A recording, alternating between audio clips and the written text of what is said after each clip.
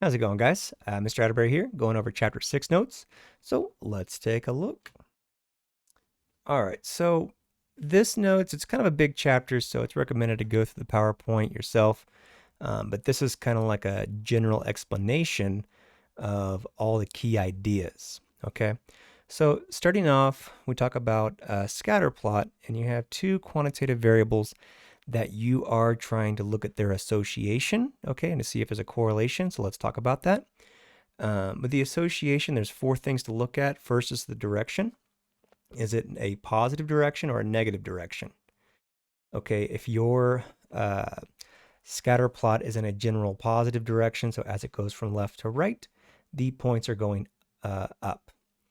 If the points from left to right are going down, that means it's negative. Okay, so positive is up, negative is going down when you're thinking about left to right. Next, you want to look at is the form. Okay, and the form is if it forms a general straight line, we call it linear. If it follows like a curve type path or like a sharp type curve, like a U shape or a V shape, whether it's going up or going down, right? The curve can be curving down or curving up.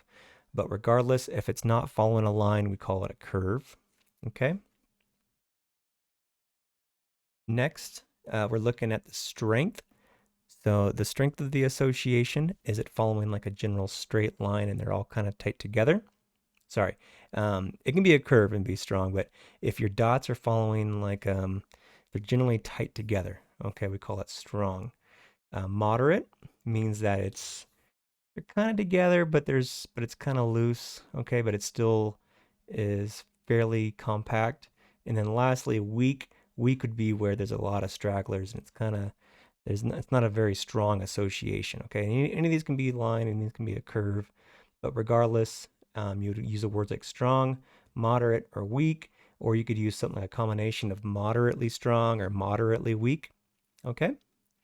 And then the last thing you want to talk about, the fourth thing is anything that's called unusual features. So like whether maybe you got like a couple outliers or an outlier to your group, and then maybe if you have like clusters or subgroups, so you have like a group and then a different group somewhere else on your scatter plot. Okay, so four things to talk about the association. You mainly focus on the direction, form, and strength, but you'll also note any unusual features. So direction, form, and strength. Okay. Next, let's talk about when you do your scatter plot or you look at a scatter plot, or you have an association between two things. What you have is like an X and a Y. All right. And you have to identify it if it hasn't been identified for you. And the X is what's called the explanatory variable, sometimes called a predictor variable.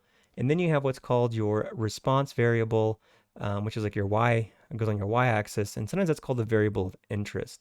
Let's take a height and weight, for example. If you want to know, or you want to look at maybe as people get taller, they probably weigh more because they're just taller and have, their bones are bigger, skin's bigger.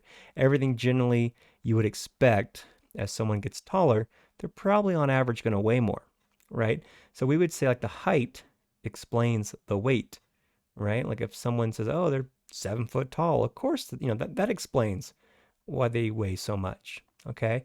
Or the opposite, maybe someone is really short, maybe they're under 5 foot, okay? And that explains maybe why they have a less weight, okay? So you would expect as the height goes more, the weight would go up. Likewise, weight is a response to height. Okay, that's why we call it the response variable. If this was switched, it might not really make sense. Okay, so think about that when you're talking about your x and y variables. X, I think of explanatory, so x, okay, explanatory, and then just response is the other one. Next was this idea that you could talk about the strength of the association, okay?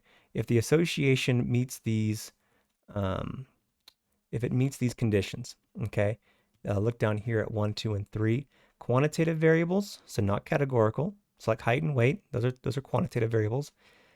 Is your data straight enough? So if your data forms like a general straight line, even if it is a moderate or weak, but if it's general straight line, we just say it's straight enough. Okay, so it has to be two quantitative variables, has to be straight enough, can't be curved, And then no outliers. So if you have outliers, you can actually remove them from your data set and then recalculate the information. Okay, if those three things are met, then you can treat it as a correlation. Still doesn't really necessarily mean causation, like cause and effect, but you can at least say that there's a correlation between the two variables. Okay, if that's the case, you can you'll want to look up what's called the correlation coefficient. We call R, lowercase r. Okay, and that is the strength of the linear relationship. So this can be either positive or negative. Positive being a positive relationship, meaning as your x value gets bigger, your y value gets bigger, positive, or a negative relationship, right? Where as your x value gets bigger, your y value gets more negative. Okay, a negative relationship, but your correlation coefficient is going to sit between -1 and +1, where those extremes are going to be straight lines, like perfectly straight lines. But with a R value of 0, okay, right in the middle, that's a big scattered mess. So somewhere in between there exists most of your R values, which the bigger your R value towards 1, the straighter your data is going to form like a more strong line, okay? And then if it's closer to 0, it's going to be more scattered. And here's like a general set of rules that I like to use when talk about the correlation, when they ask to describe the strength, okay, of the R value.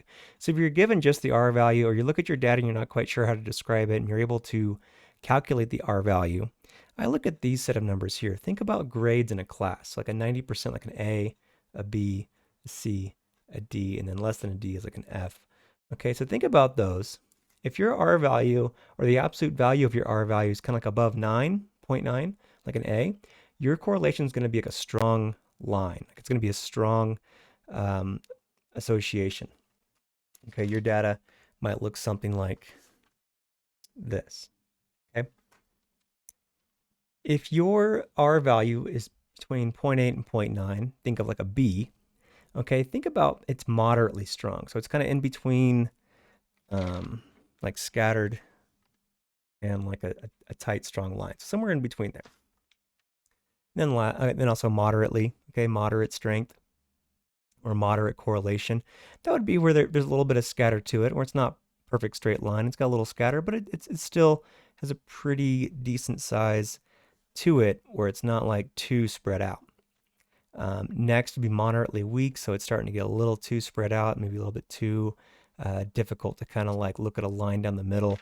It's kind of spread out. So somewhere between like moderate and weak, right? Like a little too spread out. And then lastly, anything below 0.6 of an R value or absolute value of your R value, whether positive or negative, I like to consider that really weak. Like it's gonna be pretty scattered, and it's important to know this stuff because the stronger your correlation is, the better it's gonna be to make predictions for new numbers.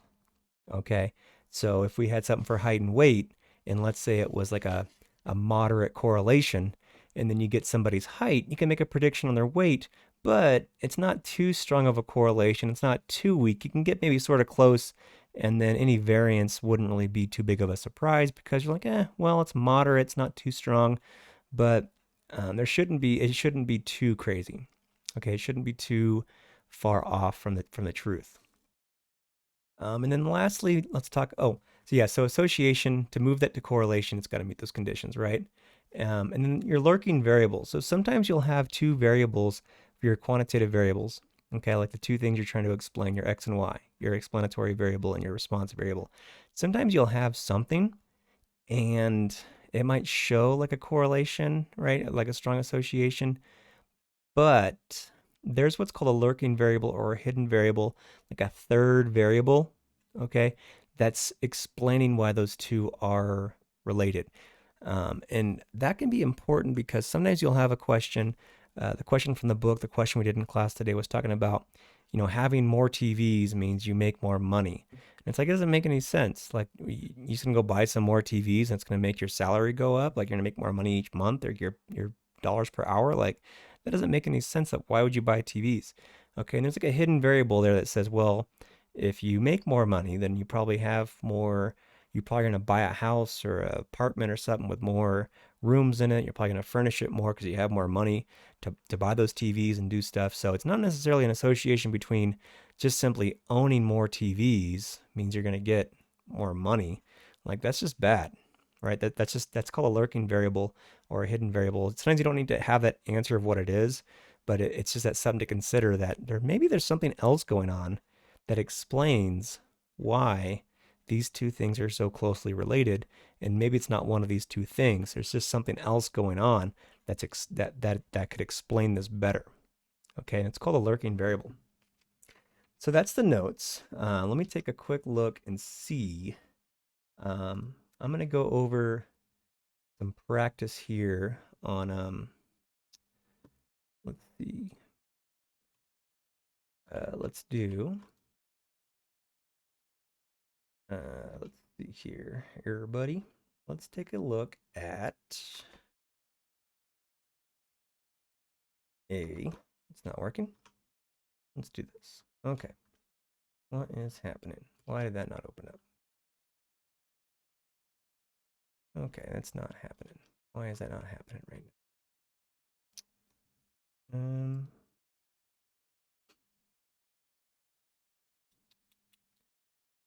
All right. Well, no idea why that's not opening up right now. I'll make another video, but check out that it's the istics.net/correlations. I posted a link on your Canvas page for practicing guessing the correlations, okay? So try that out, okay? And practice estimating the R values. It gives you a good understanding of like strong and moderate and weak type spreads, okay? So hopefully you found this interesting. Hopefully you found it useful for your notes. Okay, please have these notes.